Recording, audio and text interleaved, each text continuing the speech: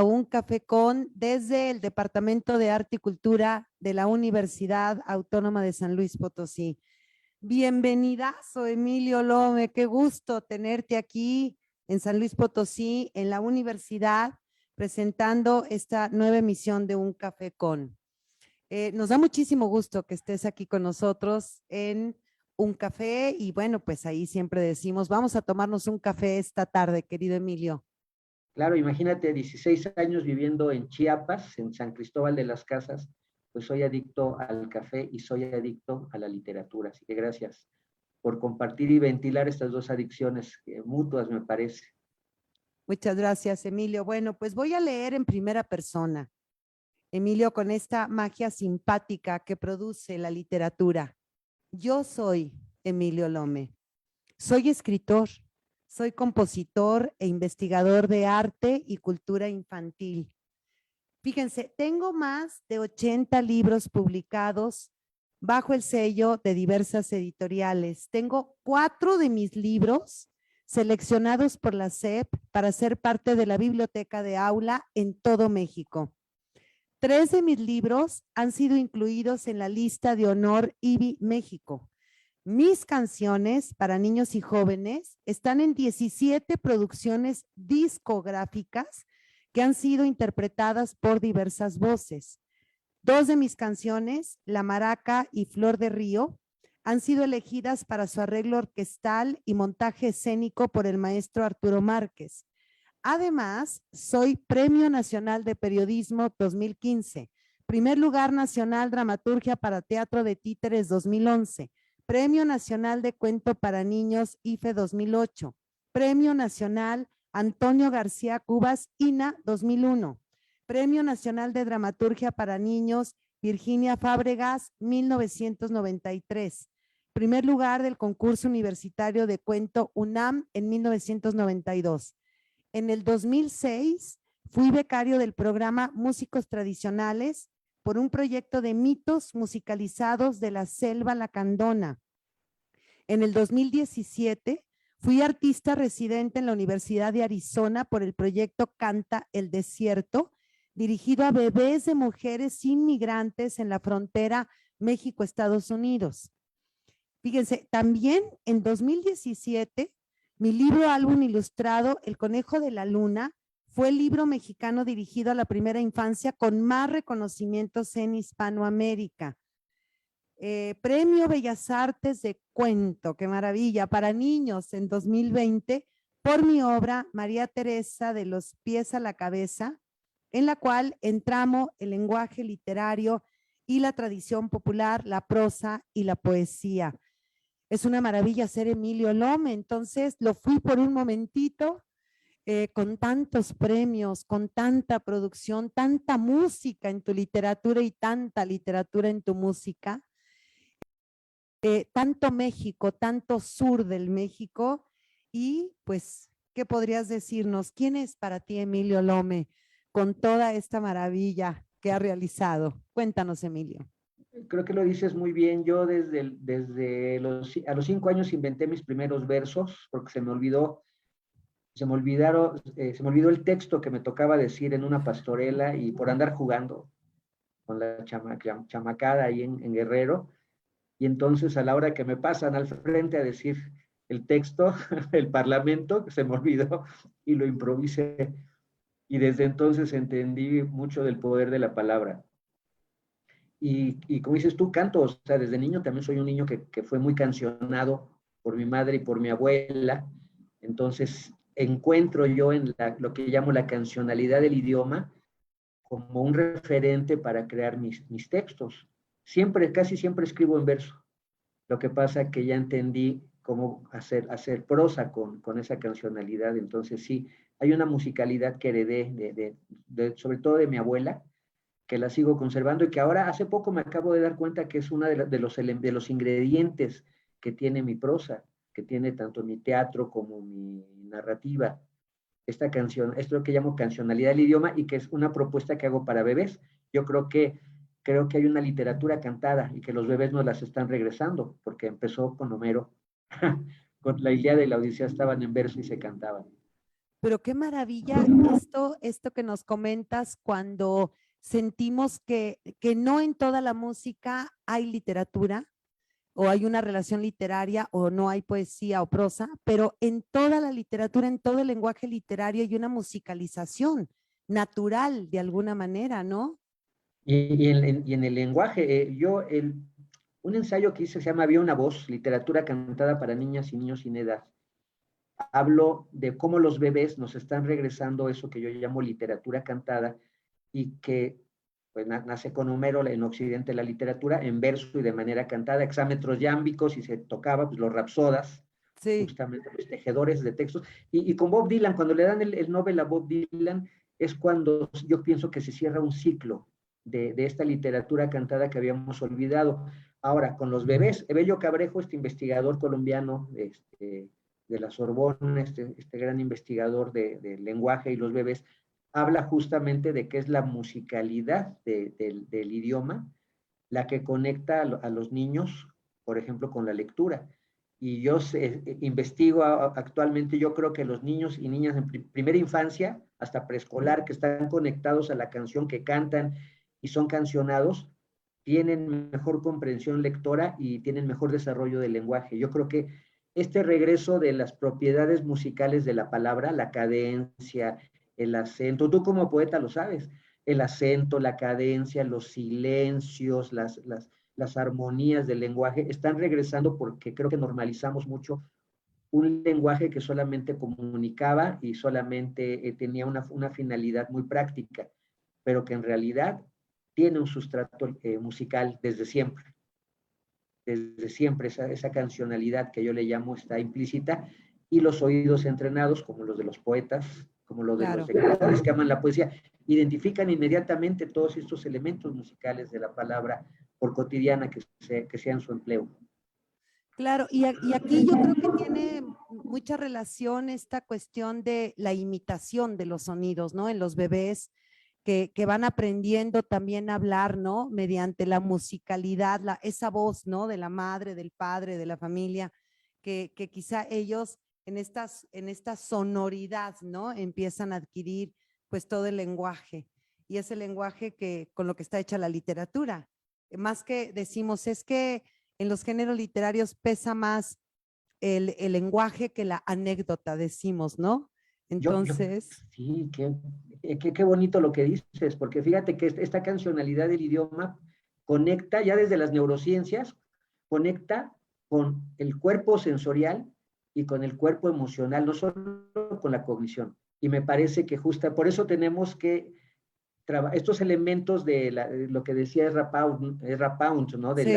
la melopea, la logopea, la fanopea. Yo, presentando un libro de Efraín Bartolomé, le decía que al final el poeta, un libro para niños que hizo, un hermoso libro para niños que hizo el maestro Bartolomé y gran amigo en Chiapas, le decía que el poeta sigue siendo el alquimista porque las neurociencias que validan esto, el cerebro que conecta con lo físico, lo emocional Sí, y lo racional, sigue siendo la tierra, el agua, el aire y el fuego de los poetas, de Rapound, de Octavio Paz, ¿no? Lo que dice ritmo, imagen y emoción, melopea, fanopea, logopea.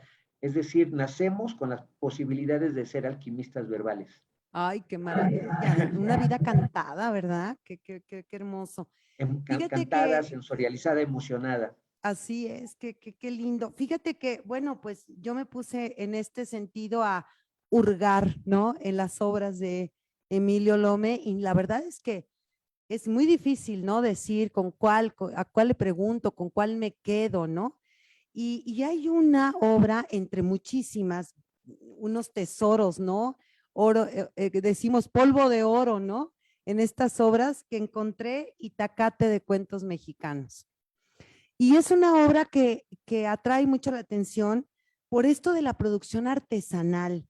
Es un libro que, por lo que estuve por ahí leyendo, es un repaso de la producción artesanal de las distintas regiones del país. Y este libro contribuye a mirar este oficio como algo vigente y valioso para reconocer todas las tradiciones del país. Y fíjate que en alguna reseñita encontré esas preguntas, ¿no? ¿Qué tiene que ver el Génesis con la orfebrería mexiquense? ¿O cómo aparecieron las sirenas en Oaxaca? ¿O qué tuvo que pasar para que un ángel y unos capulines se convirtieran en artesanías? Y son 11 relatos inspirados en la riqueza artesanal de México, desde la talavera, ¿no? Lo que dice las sirenas de barro, los sombreros, los árboles, mira nada más, ahí lo tienes. Pues habría que ver cómo lo podemos obtener acá también, ¿no? Platícanos, qué maravilla del libro, ¿qué hiciste? ¿Cómo le hiciste, Emilio? Pues, pues el regalo que me acaban de dar, el libro aquí, lo voy leyendo, va en su impresión, va en su cuarta reimpresión. No, no lo dudo, ni Ya tantito. y es un libro son cuentos que había. Sí, es bonito porque la última, además, fíjate que el libro se ganó varios derechos. Se ganó su derecho a estar en color porque está en blanco y negro. En la No, no, primera, qué su bárbaro, primera qué edición estuvo tesoro. en blanco y negro. Y se ganó su derecho no solamente a que salga en color, porque ya firmé, pues se terminó el contrato y firmé otro. Y ya me dijeron, ahora sí va a salir en color. Y les mandé 10 cuentos más que no habían entrado en el primero. Es decir, a petición popular, ahora sí que Sí, la artesanía popular se, se ganó su derecho a que se le pidieran más cuentos, que estuviera más gordito y a que saliera en color. Entonces eso me gusta mucho porque son cuentos que había escrito hace tiempo para una colección de Alfaguara, una colección de arte popular, de alfarería, estaba dividido en cerámica, textiles, el Día de Muertos, el de Muertos, pero de gusto, y tomé los libros ya cuando se canceló esa edición de Alfaguara, tomé los cuentos más bien y los propuse para este Itacate de cuentos mexicanos que le ha ido muy bien, porque yo amo el arte popular mexicano. ¿Qué me dices de los árboles de la vida de Metepec? no, bueno, Y ahora que estaba la polémica justamente de lo de la estatua de Colón y que sí, salió el nombre de una artesana chiapaneca de Amatenango del Valle que hace unos tigres, unos jaguares, más bien un bolón, jaguares en cerámica, desde chiquitos hasta unos de tamaño natural preciosos. Es una escultora. Ella, como suele ocurrir con los artesanos, trabajan cosas muy pequeñas, muy cotidianas, como accesibles para que la gente lo lleve y lo ponga en su mesa o lo ponga en su librero. claro. Y ya las últimas generaciones, como los de Mata Ortiz, la cerámica de Mata Ortiz de Chihuahua, que es la más cara, la más conocida a nivel internacional de México, ya los nietos, esta tercera, cuarta generación, ya están haciendo experimentos estéticos maravillosos. Entonces yo creo que es en el arte popular en donde se conserva este sentido de belleza, ¿no? Claro, La belleza como, ahora diría yo, como un derecho cultural de la ciudadanía, de los niños sobre todo. Entonces, crecer en la belleza es crecer en un código ciudadano de creatividad y de comunalidad, porque los artesanos generalmente son comunalidades.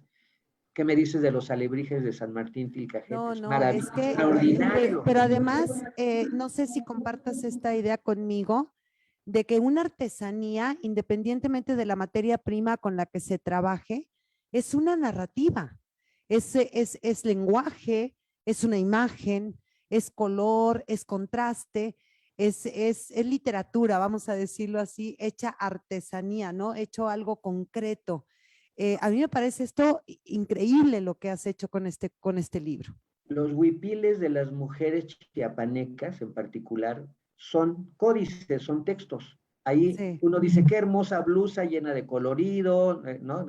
Una hermosa composición. Bueno, pues están el lugar en donde nació, cuántos hijos tiene, qué tipo de flora y fauna hay en su comunidad, la abuela, los ritos a la luna, todo eso que lo vemos de una manera así como exógena, solamente como una hermosa blusa, una hermosa vestimenta, no, son textos portátiles. Son claro. las sinacantecas, las mujeres de San Juan Chamula, en Oaxaca, en San Pablito, en donde más, pues yo creo que también en Tustepec, que son unas blusas preciosísimas. Entonces Entonces, podríamos decir que la artesanía puede ser también una especie de biografía personal, como nos lo estás planteando, pero también colectiva, Sí, ¿no? lo individual Cultural, y lo comunitario.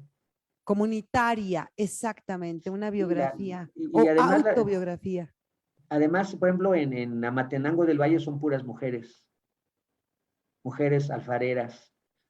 Entonces yo diría que lo artesanal en México, la artesanía popular, tiene que ver mucho con el mundo indígena, con un sustrato indígena que privilegia sobre todo lo comunitario, Claro, lo comunitario, ¿no? Después lo individual ya, por ejemplo, los xalitlas, el papel amate pintado por mis paisanos de sí. Xalitla.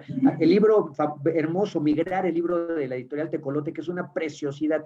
Es un libro donde ya la estética de estos dibujos de que ponen fiestas del pueblo y bodas, ahora ya están convertidos en narrativas mucho más amplias, en novela gráfica. Mutaron a novela gráfica, como en esta novela, este libro que recomiendo muchísimo, Migrar.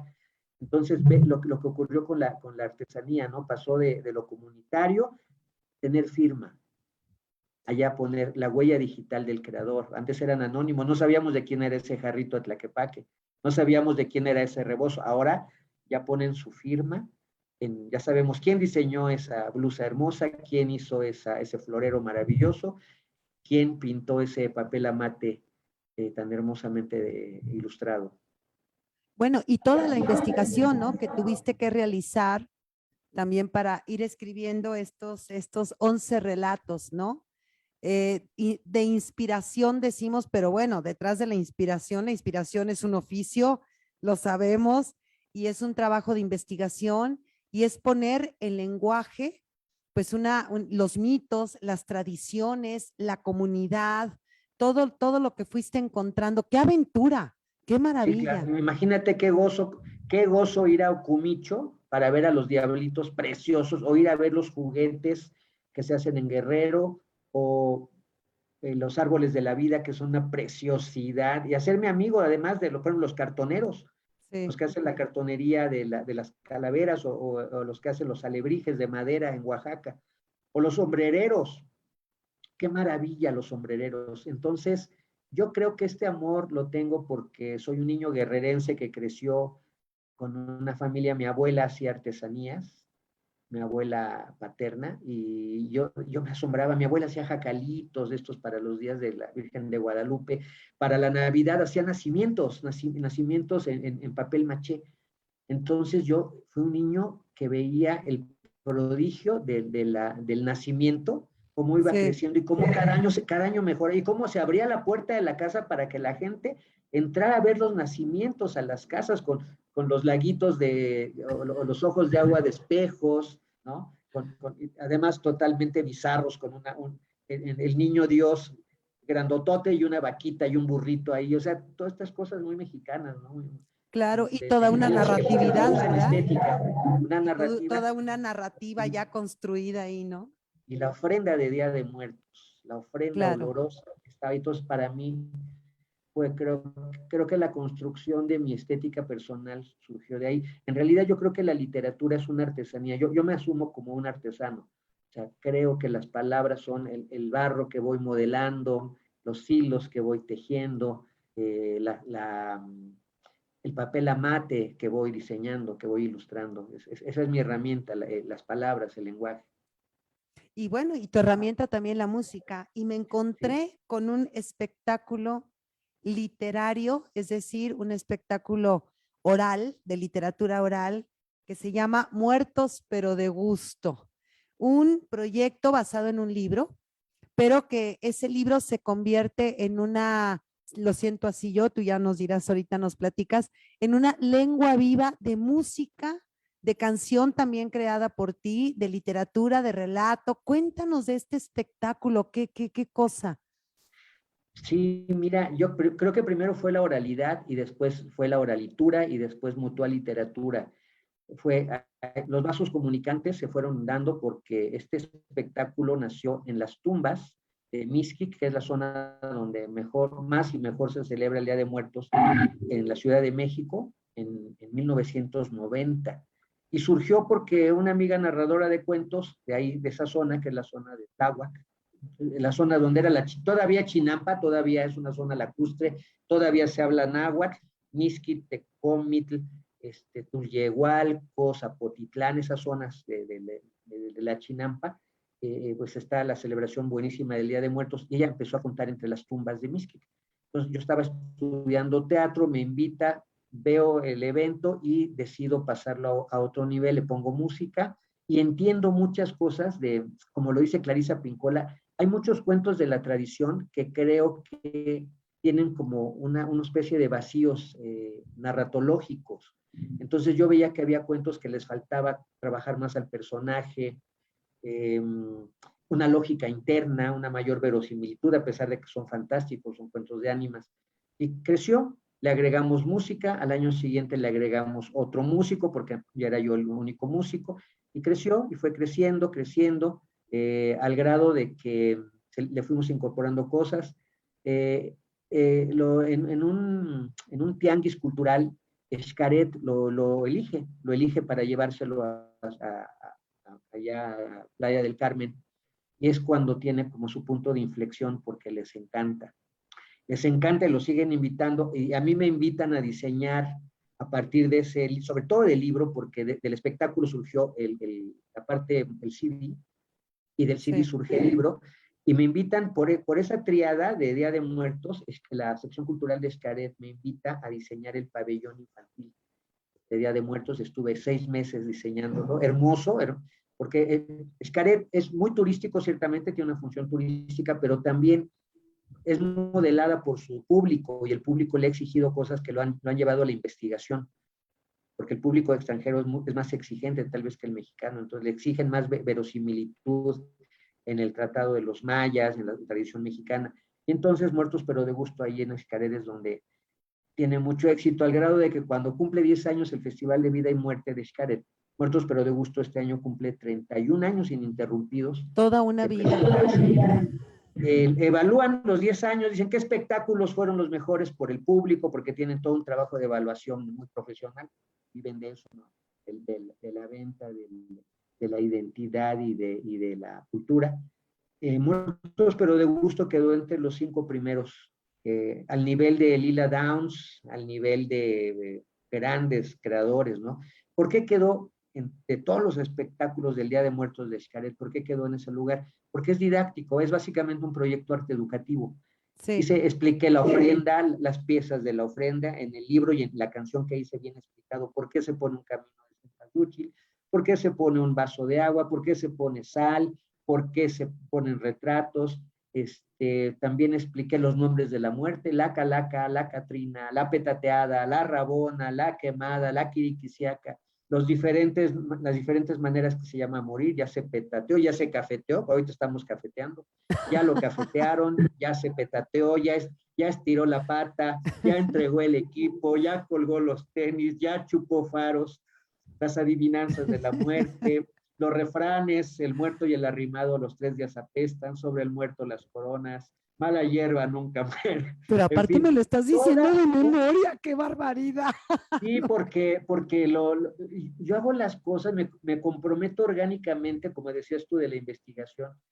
Los proyectos son gozosos objetos de estudio. O sea, Claro. son objetos de estudio, pero gozosos, no sufridos.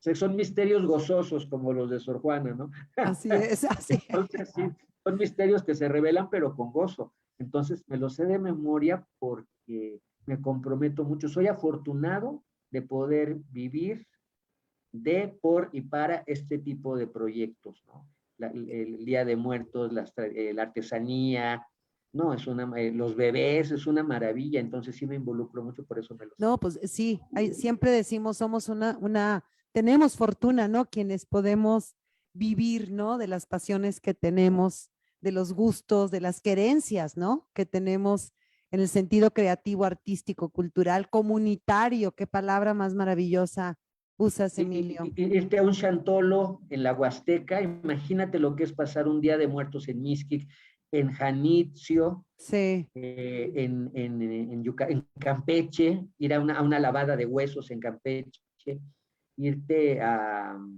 a ser versada con los huastecos, ¿no? Claro. Ser aceptado por las comunidades, por los ancianos, por ejemplo, pasar la noche de muertos en las tumbas platicando con las ancianas michoacanas. No, es una maravilla, es un privilegio.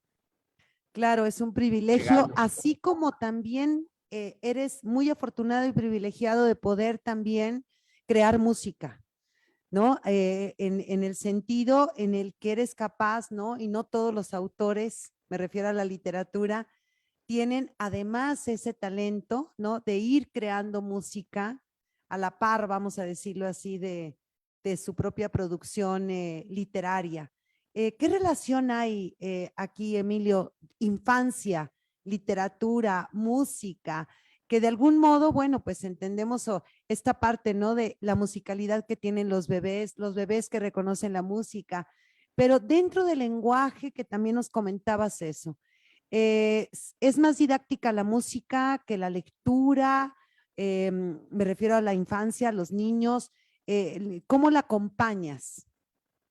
Yo fui un niño muy cancionado, como te dije, pero también me pasó lo que le ocurre a muchas personas, que me llegué a avergonzar de mi voz cantada.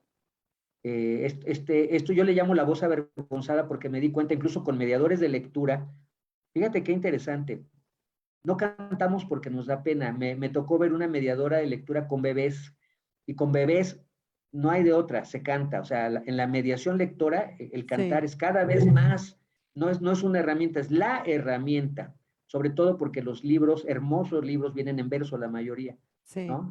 Esta colección de Calandraca, y regresó La pájara pinta, y regresó El lobo estás ahí, y regresó los 10 perritos, y regresó Los pollitos dicen pío pío, en hermosas ediciones e ilustraciones. Entonces me di cuenta de la voz avergonzada, y yo también tuve mi voz avergonzada. De niños nos pasa mucho, ¿no? Eso de que no cantes, cantas muy feo. No es que nos pase mucho, es que es generalizado. Los papás que van con sus bebés a las mediaciones también tienen voz avergonzada. Entonces yo decidí buscar una medicina, preguntarme por qué.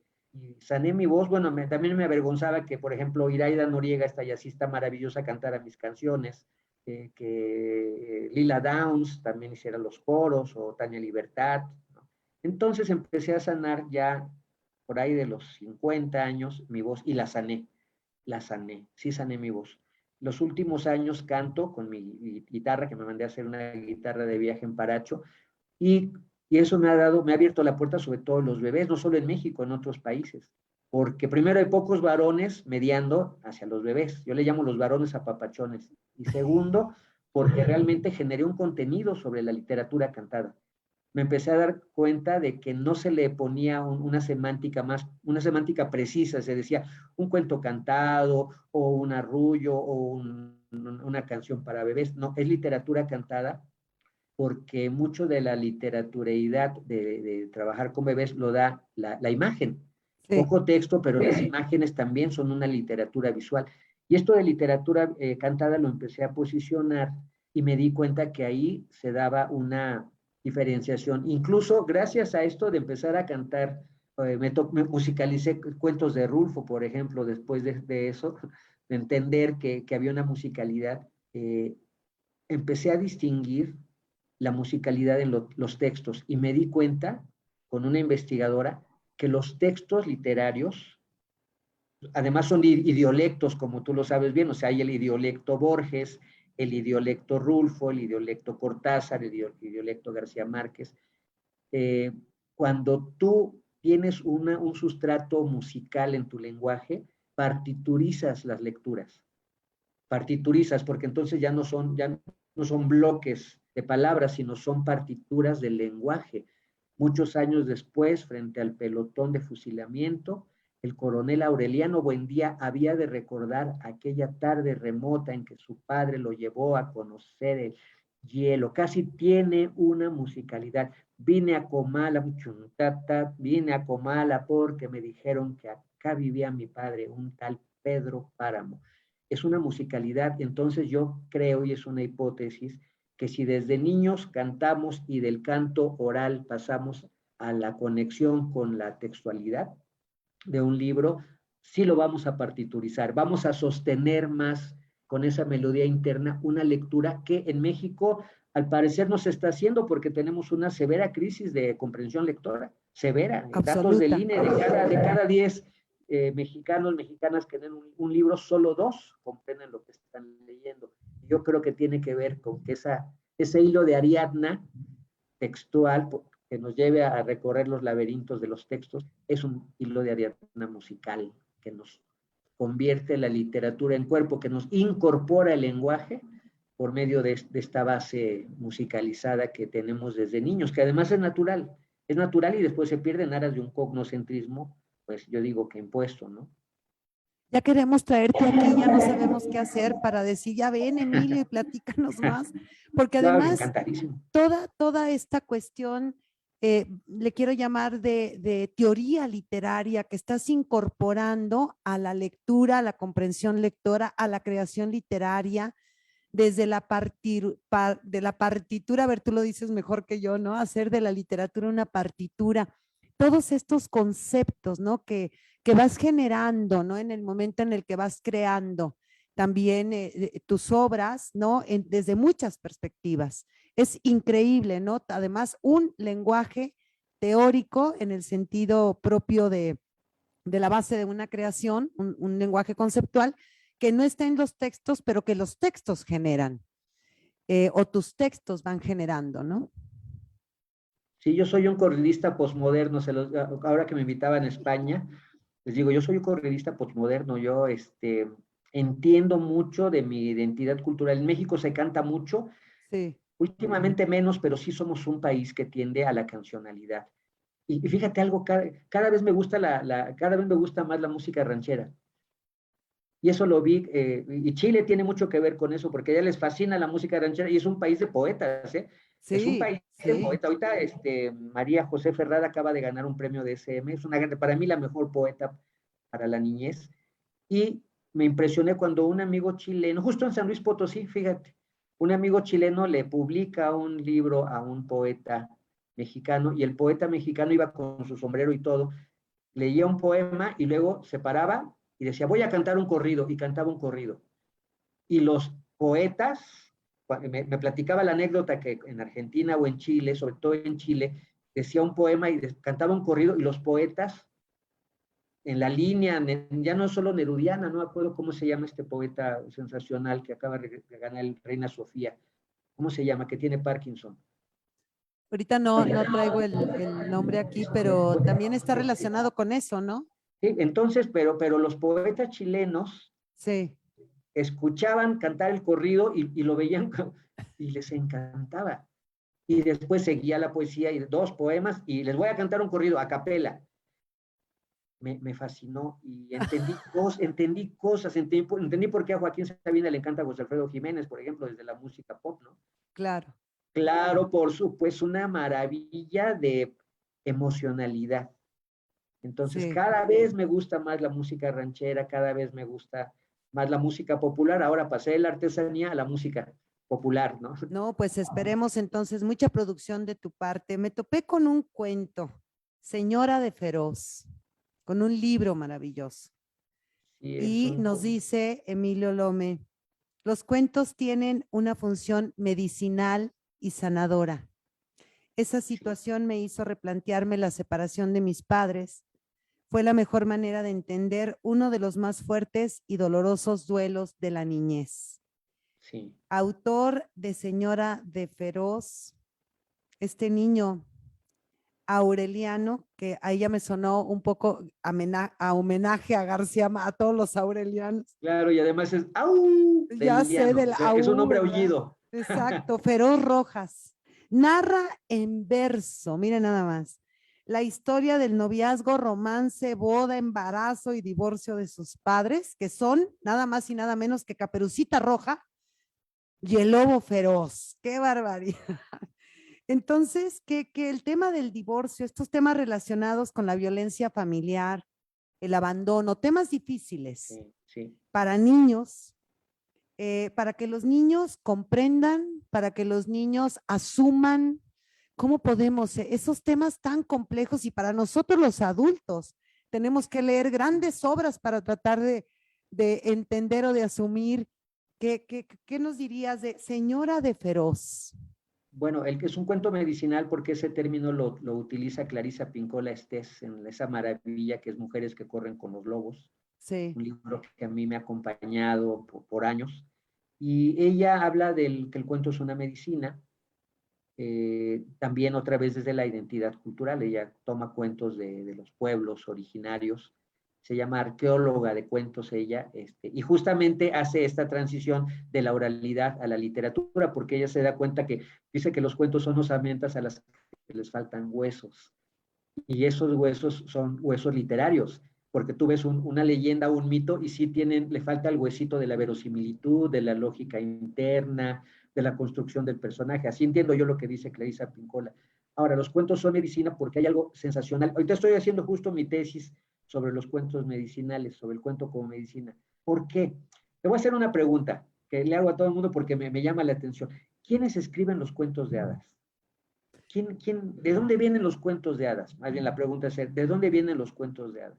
bueno, son cuentos del folclore, ¿no? Del folclore de las culturas orales europeas, escandinavas, antiquísimas, ¿no? Y que se van O de recogiendo. América, Sí, o de América que en este los caso. mitos serían el equivalente. Sí, Fíjate que esta pregunta es bien interesante porque en realidad los cuentos de hadas vienen de una persona, o sea, sí, se transforman en la colectividad, sí. pero parten de un autor, sobre todo de una autora.